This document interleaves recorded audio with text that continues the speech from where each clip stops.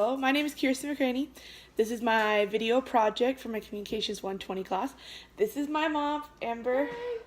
Communication, I feel like, is a lot better since high school. A lot better than high school, yes. I feel like we're not perfect. I know we have a lot is.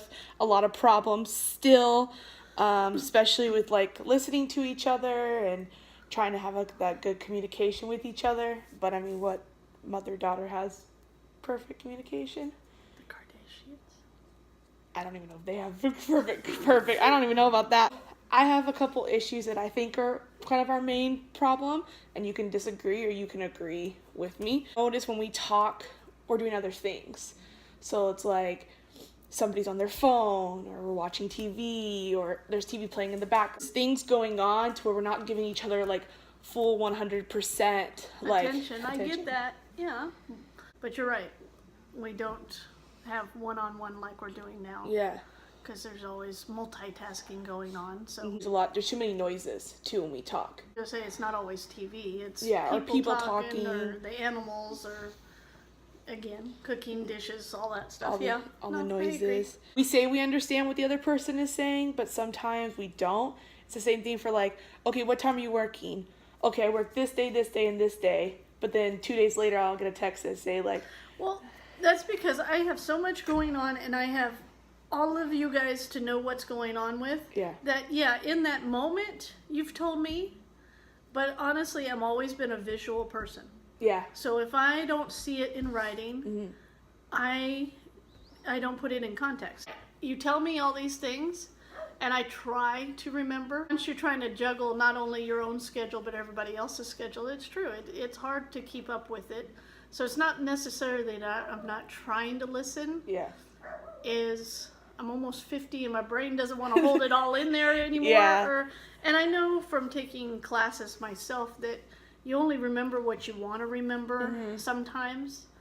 So maybe I'm not focusing on it as much as I could be. Yeah.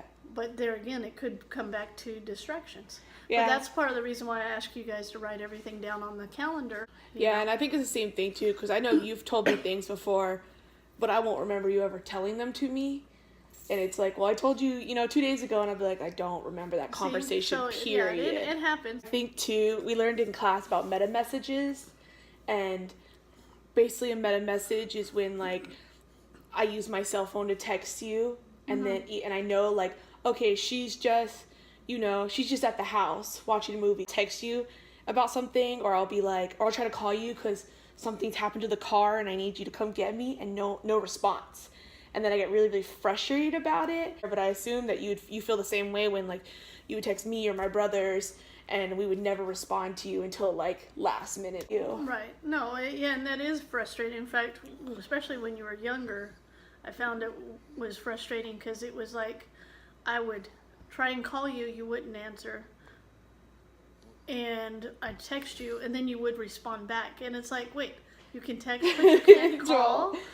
Yeah. And I mean, I think we've all had that thing where, you put your phone down so you don't even realize somebody's called or texted until later. Let's talk about what a channel is. So a channel is something that makes the messages. So when you have a message, you have the encoder, who's the person who sends the message, and then you have the decoder, who receives the messages and processes what the message is. And then you have the channel. So the channel is something like the phone or the computer or just talking. Yeah, or talking, or even just like a person. Like let's say like I told Lori to tell you something. Okay. Lori could be that channel because I'm using Lori as a way to move the message across. Okay. And sometimes the channels can make an interference of how. So like when your phone is cutting out and you don't get the whole message. Yeah. Okay. And I feel like I said earlier, like we talked about in the last thing, was sometimes I feel like the phone is like it's like a channel for us, but sometimes it causes problems too. No, I agree. And it's kind of like playing a game of telephone. Like Right. You want to have that effective channel, but I feel like sometimes the channels we choose are not the best channels to talk to each other. Okay. If that makes any sense. No, I get it. So, that's one of the things that I feel. And then I feel another thing too is we learned about a couple different types. We looked about temporal, which is like the timing of things, and sometimes the timing of things are not good for communication. So I feel like sometimes, and I know I'm guilty of it, where you'll come in the door and 30 seconds into you being in the door, I'm like, Mom, this, and this, and this, and this, and this. And then I can like, I don't think about it like until it happens to me, that it's like, oh crap, like I don't like being bombarded 30 seconds when I walk in the door, you know, or when I wake up and it's like, I have, you know, or like when one of the boys calls me and they're like, I can't get anywhere. And then you're like, why are you doing this like right now? Right. I don't know if you feel that same way about it, about like the timing of things, and it Well, yeah, causes... it's hard to schedule, you know, because none of us have the same schedule. So you're right, timing is hard, and that's, I think, the biggest reason why sometimes dinner time seems like the best time to try and talk, even though all those other problems exist. It's just the fact that that's the one time we can almost guarantee that all or most of us are back together. Even though as you guys are getting older, that's happening less and less. Yeah. So after thinking about those, and I had come up with a couple things that I thought maybe we could work on to make our communication a little better.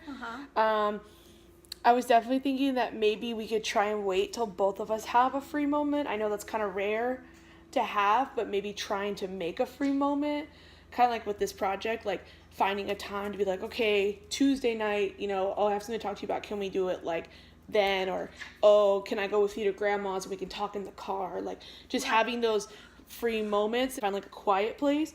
I feel like sometimes when we talk in the car, it's a lot better than us talking here at the house, because I feel like we have less interferences of, you know, something with Papoose or the dog, or, you know, brothers when they were here, or, you know, Lori, and it cuts down on the interferences. It's just making sure we both have the understanding, but I feel like we kind of covered that already. I think so, yeah.